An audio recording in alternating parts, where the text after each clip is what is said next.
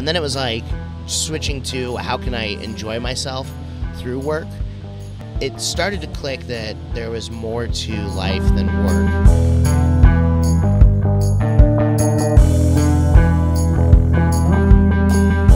What was going on in your life, just when you didn't have this soul life balance? Because obviously whatever you were doing was not fulfilling you and probably made the depression deepen. Oh, yeah, dude. That's some of the darkest periods of my life. Like, I was distracting myself with friends and with... Exactly, distracting. Yeah, like I was distracting myself from the reality of my life because I didn't want to look at... I just felt lost. Right. Because I didn't have a passion for anything. There was nothing that got me excited.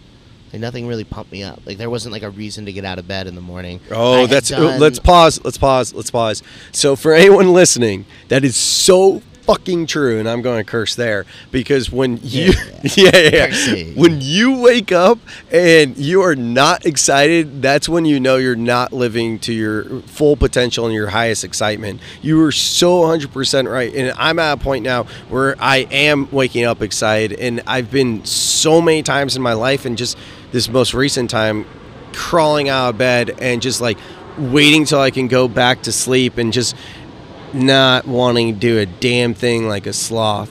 Dude, and like, truth be told, like, even though I've found like my purpose now, right, I still have those days. I still have plenty of days where like, dude, like I also try to like almost never use an alarm to wake up, which is just amazing for your mental health. Not being woken up to is like just such a like when you wake up. Well, and we sleep in 90-minute cycles, yeah. So if you're in the middle of a 90-minute cycle, that's part of the reason why you're going to wake up in a pissed off mood and I totally get that. Like, for some people, like, they have to be at a job at like a time, right. And so like, okay, you have an alarm. I fortunately have.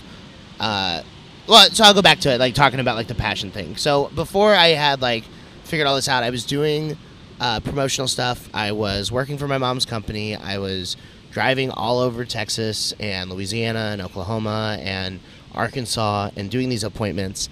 And I started to find like some value in being good at that and being like a consultant and having a good knowledge base about like the tech side of things and finding my niche there. And I was like, I could be an adult and do professional things.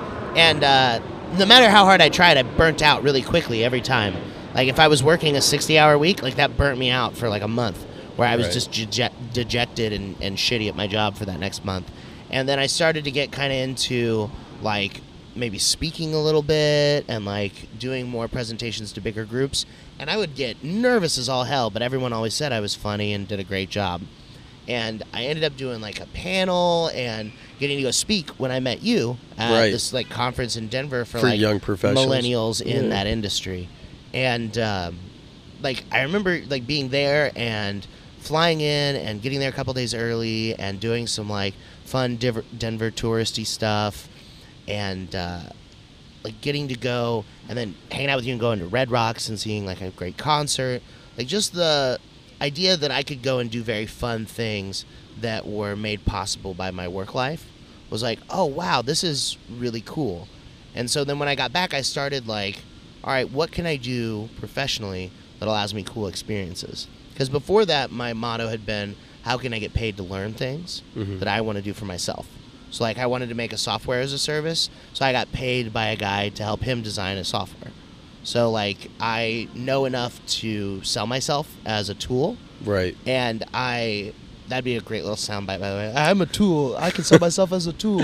You can use that to promote your shows. Perfect. I know how to sell myself as a tool. But so I worked for this guy, and he paid me to learn how to do a lot of things for him that I then did in my own life and then did, on a freelance basis.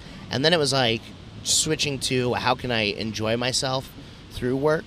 And that was when I had started visiting California with the guy who's now my boss, like doing some like freelance work for him. And it started to click that there was more to life than work.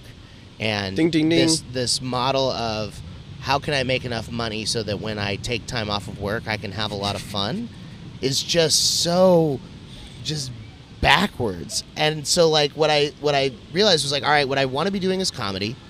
I want to be able to do comedy a lot. I want to have enough money that I can afford to go and drink at the shows and support the venues.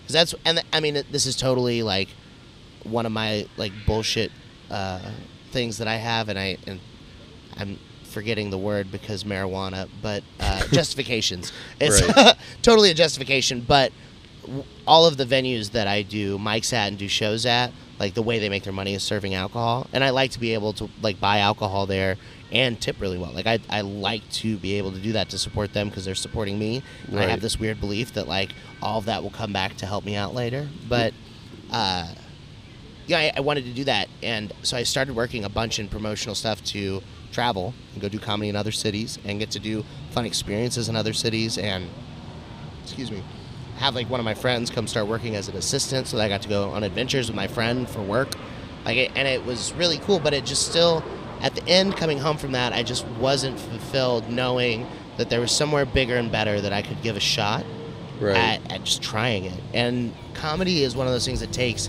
years and years and years to get good at.